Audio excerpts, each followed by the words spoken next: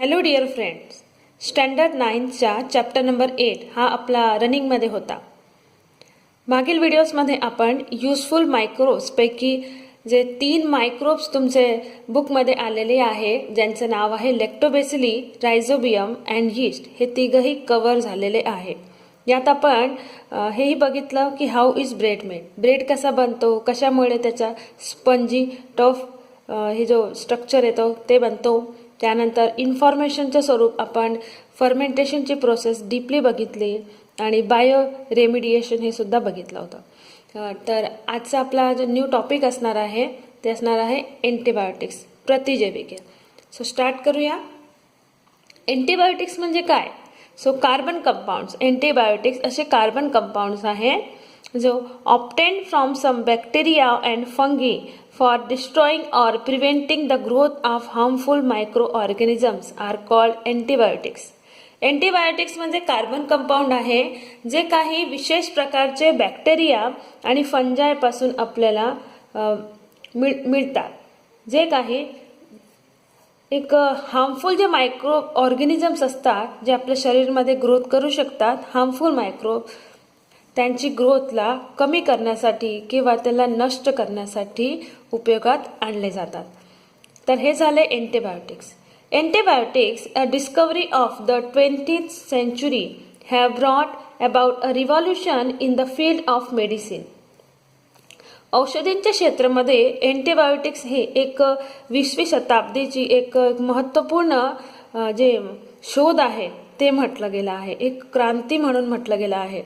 Even a disease like tuberculosis, means TB, has been almost completely eradicated from some countries.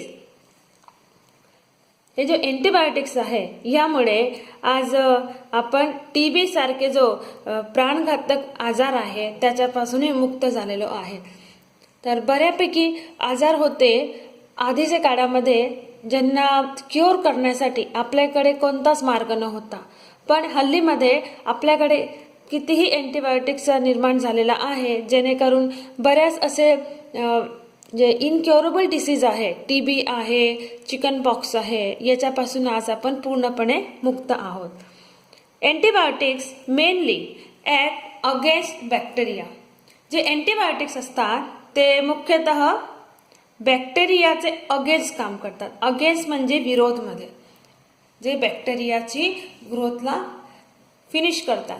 असे bacteria जे आपल्या बॉडीसाठी harmful आहे त्यांची गोष्ट सुरू आहे ते, कारण असे बॅक्टेरिया जे आपल्याला आजार करून देतील त्यांना फिनिश करण्यासाठी, त्यांना डिस्ट्रॉय करण्यासाठी हे अँटीबायोटिक्स वापरलेत, अँटीबायोटिक्स घेतले जातात. Some antibiotics can destroy protozoa.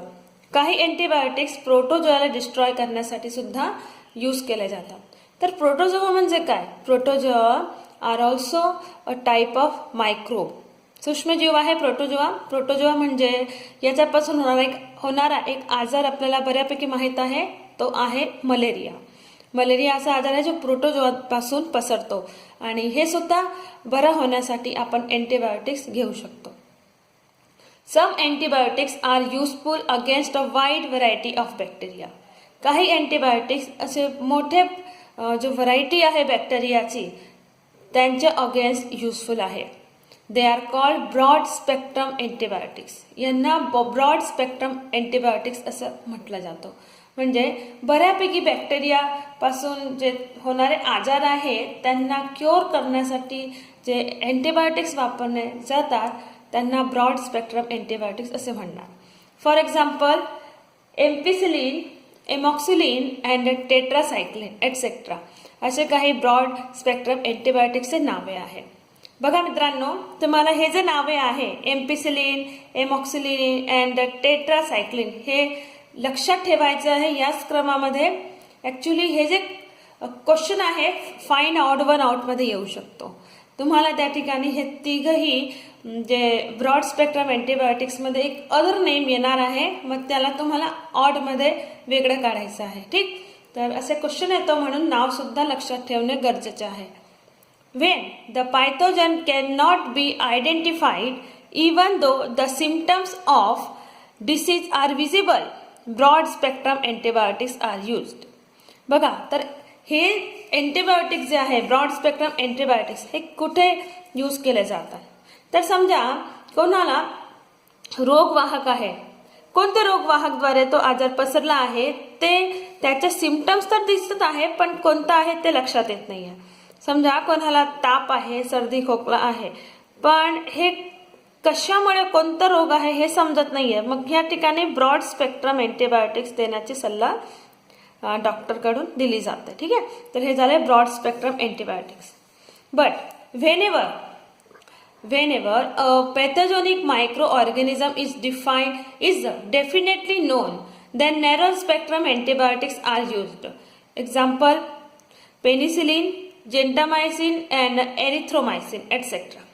Narrow spectrum antibiotics असे अँटीबायोटिक्स आहे जे जर एखादा डिसीज याचा पडताळा लागला आहे की ठीक आहे, आता याला सर्दी आहे, याला मलेरिया आहे, मग ह्यावर पर्टिक्युलर त्या डिसीजसाठी कोणता अँटीबायोटिक्स तिथे दिला जायला पाहिजे, मग तो अँटीबायोटिकचा जो एरिया आहे, त्याचा जो फील्ड आहे, तो फक्त तो अँटीबायोटिकचा फील्ड फक्त ते बिमारीसाठी, ते आजारसाठी तिथे असतो. म्हणून अशा प्रकारचे अँटीबायोटिक्स जे एक पर्टिक्युलर डिसीजसाठी दिले जातात त्यांना नॅरो स्पेक्ट्रम अँटीबायोटिक्स असं म्हटलं जातं.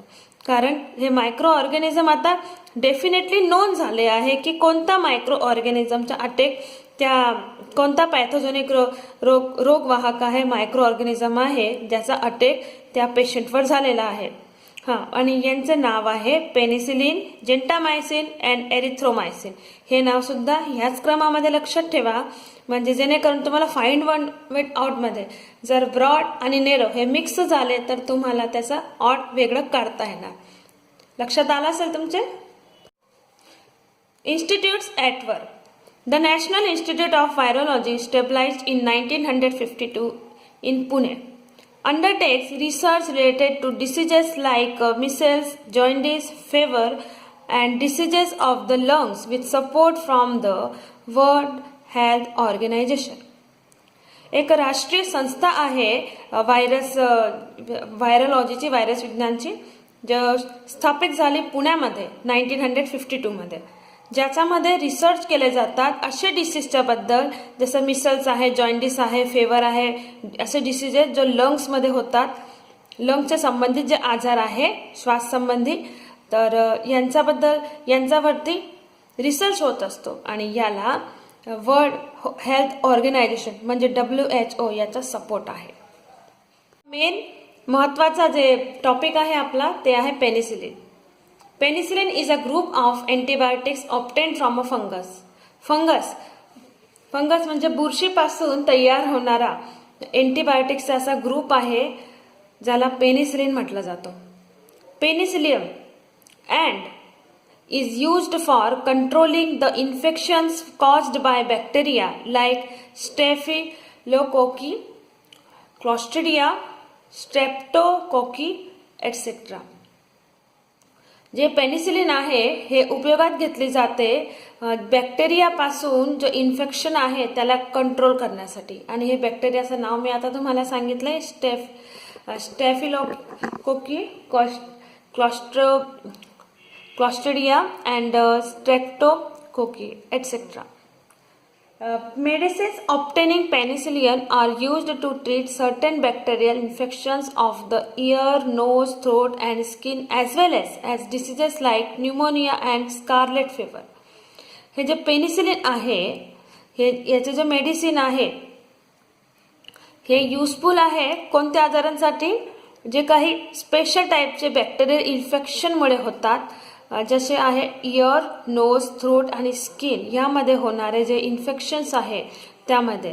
इतकेच नाही तर न्यूमोनिया आणि स्कारलेट फिवरसाठी सुद्धा पेनिसिलिन युक्त जे औषध आहे त्यांचा उपयोग केला जातो. यानंतर आहे कॉशन म्हणजे दक्षता काय घ्यायची, आपल्याला काय बचाव करायचा आहे या ठिकाणी. सो 1 by 1 बघूया, अगदी महत्त्वाचे आहे आपल्यासाठी. Number 1, antibiotics should be taken only when prescribed by a doctor. जे अँटीबायोटिक्स आहे जर डॉक्टरने सल्ला दिली असेल तरच त्यांचा उपयोग घ्यायचा आहे. अदरवाईज अँटीबायोटिक्स आपल्या मनाप्रमाणे घ्यायचं नाही. Don't purchase any antibiotic from medical stores without a prescription from a doctor. तेच आहे की डॉक्टरचे सल्ल्याशिवाय आपल्याला कोणताही अँटीबायोटिक मेडिकलवरून डायरेक्ट आणायचं नाहीये, खरेदी करायचं नाही आणि घ्यायचं नाहीये. कारण कसं असतो, डॉक्टरने सांगितलं तरच ते तुमचे कामाचं आहे. डॉक्टर जेव्हाही तुम्हाला तपासत असतो तेव्हा तुमची तासीर, तुमचा बीपी, तुमचं जे काही नॉलेज आहे ते सर्व तो घेत असतो. त्यानंतर एखादा अँटीबायोटिक्स असेल तो देत असतो. अदरवाईज डॉक्टरची सल्ल्याशिवाय तुम्हाला अँटीबायोटिकचं सेवन करायचं ते म्हणजे हानिकारक ठरणार. Next, don't consume antibiotics on your own to treat common diseases like throat infection, common cold or influenza. मित्रांनो, जर तुम्हाला असे कॉमन डिसीजेस आहे, सर्दी, खोकला, थ्रोट इन्फेक्शन आहे, खराश आहे, तर ह्यासाठी आपण असे अँटीबायोटिक जे आपल्या रेग्युलर यूजमध्ये आपल्याला माहीत असतात की ठीक आहे, सर्दी आहे तर आपण काय म्हणतात, सर्दीची गोळी आपण घेतो, ओ कोल्ड आहे, डी कोल्ड आहे किंवा सेप्ट्रॉन वगैरे असं आपण घेऊन घेतो. किंवा कोल्ड हे जे ताप आला तर आपण पॅरासिटामॉल किंवा क्रोसिन अशा गोळ्या घेऊन म्हणजे आपल्याला वाटतं की हे आपण ठीक होऊन जाणार. ठीक आहे, एखाद्या वेळेस तुम्हाला त्याने आराम होऊ शकतो, पण परत तो रोग तुम्हाला आपल्या घेऱ्यामध्ये घेऊ शकतो किंवा होऊ शकतो की तुमच्या तासीरला ते सूट होणार नाही आणि अजून कोणते आजार सुरू होऊन जाईल, त्याचे साईड इफेक्टही होऊ शकतात. म्हणून आपल्या मनाप्रमाणे कोणतेही अँटीबायोटिक्स घ्यायचं नाही. जरी ते रोग तुमचे साधे रोग असेल. Number 4, even if you feel well before completing of the prescribed course of the antibiotic, you must continue and complete it.